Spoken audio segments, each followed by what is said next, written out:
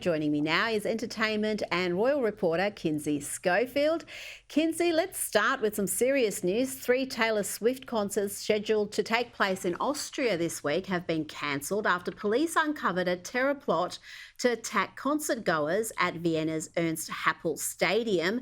Arrests have been made after police raided a number of homes and found various chemicals and substances. Austria's Director General for Public Safety said actions were detected and concrete threat was averted, which is fantastic news because this reminds you of what happened at that Ariana Grande concert in 2017 in the UK and the horrific carnage there. But what's this going to mean for the rest of her tour? Is she going to cancel her Austrian shows completely? I mean, you also have to remember that Taylor even said after the Ariana Grande incident that she was completely terrified to tour. So I can't imagine. I am hearing that this is a very hard time for her. She is devastated at the thought of putting her fans in danger. Taylor sincerely loves them, especially the smallest fans, those itty bitty fans that love her so much. She is still reeling from the Southport knife attack. She has yet to process the loss of those 3 beautiful little girls, the injured, and she's feeling overwhelmed by the evil in this world. We're all very grateful that it wasn't like the Ariana Grande concert, 22 people dead, including children, and over 1,000 injured. Obviously, the government made an incredible discovery here, and we're so grateful for them, and they saved lives. I do think it's going to take Taylor some time to process this and figure out how she wants to move forward, because honestly, I feel like she is frightened right now. Now let's talk about Serena Williams. She's got fact-checked online after she whinged and whined, claiming that she was denied service at a Paris restaurant. Her tweet calling out the Peninsula Hotel got a note that clarified she was not denied service to the hotel's rooftop like she claimed. Rather, the restaurant was fully booked. But the tweet is still up. She doesn't seem to be embarrassed by this. I just don't think it's a very good look to have someone as famous and privileged as her complaining about not getting special treatment. It's the Olympics, it's Paris. Those sort of venues are going to be full. You're right. I think anyone that is voluntarily friends with Meghan Markle is shameless. So I agree. The tweet should have come down by now. But also, it's like first world problems. Get a grip. Terrorists are attacking children. People are shooting at world leaders. Worry about the future for your child instead of being hangry in Paris. It's really hard to relate to her right now. Yeah, and I remember at I think it was the ESPYs where she made some snide remarks about an NFL player, and I don't know. There's just I think we need her to be playing more tennis. She seems to be in a much better mood when she's playing the game. Now let's talk about the royals. Sources close to Princess Catherine have told the Daily Beast her cancer treatment is going well, and her family is optimistic about the future, but her brush with mortality has made her make some readjustments in her life. Is this the same information you're hearing, Kinsey?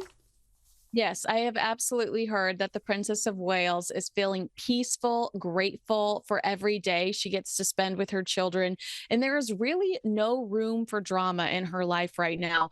They're saying that she's in such a good space that she's going to likely continue to maintain this much lower profile with less public engagements, even after her expected full recovery.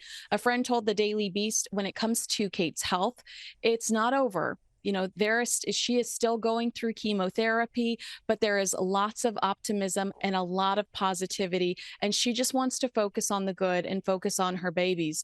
But the kind of worst part of that article is they do say that the king is doing a magnificent job fighting his cancer, but is still very much unwell. And the fact that the king is unwell has made Kate focus on the fact that she might only have a few more years of freedom. So, I mean, read between the lines there. That's kind of concerning about the king's health.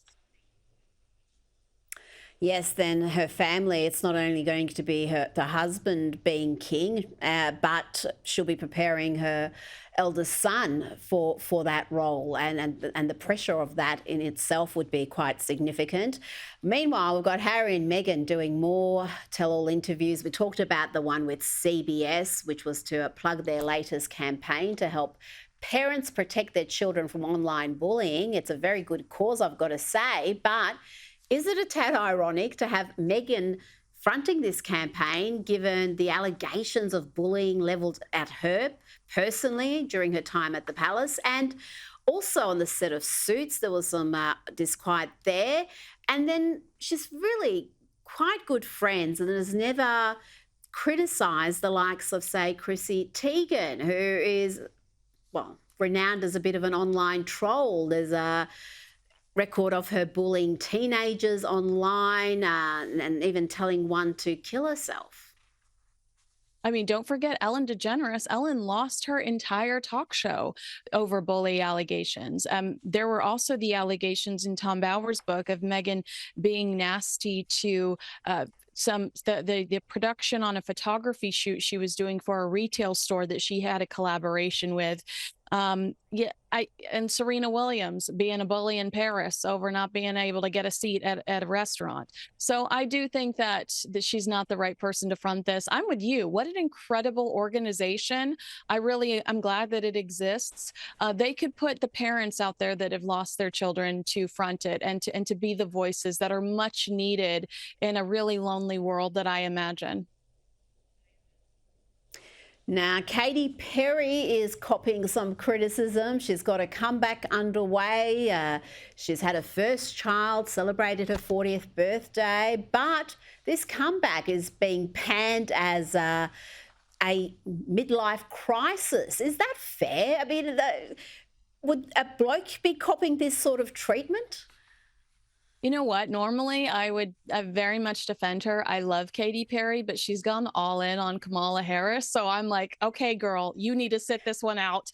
I mean, using her song, first, It's a Woman's World, trying to use her It's a Woman's World song to promote Kamala. You worked with Dr. Luke on that song, who Kesha has accused of sexual assault. Like, is it really a woman's world, Katy Perry, when you're working with the accused? So I think that she has all sorts of backwards right now. She's really struggling to find her path. She sat out for too long and was a judge on American Idol. And I just don't think she knows what's cool or relevant anymore.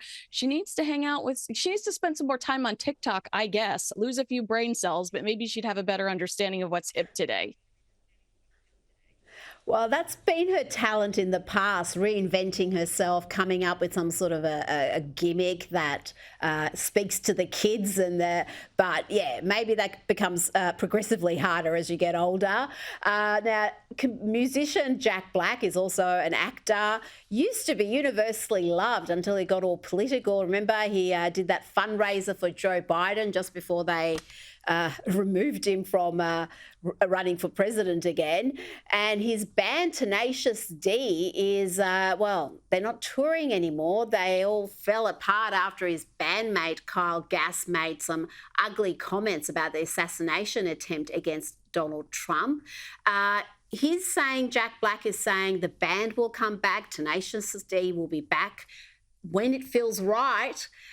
I've never bought this story. I just can't imagine Jack Black blowing his band up over one ugly comment, which frankly, let's be honest, is fairly commonplace amongst the left, particularly the celebrity left. What's really happening with Tenacious D and Jack Black? I think that instant reaction, this was right after the assassination attempt, and his bandmate said, next time I hope they don't miss, or something horrific like that. I'm telling you, Rita, everything in the States changed when Joe Biden dropped out. Everyone just decided to pretend like there wasn't an assassination attempt, and we haven't been erasing women. Like I feel like everything has changed since Joe Biden dropped out, and it's now just gung-ho about Kamala, and there's no conversation anymore about this horrific moment that should be seared in our minds.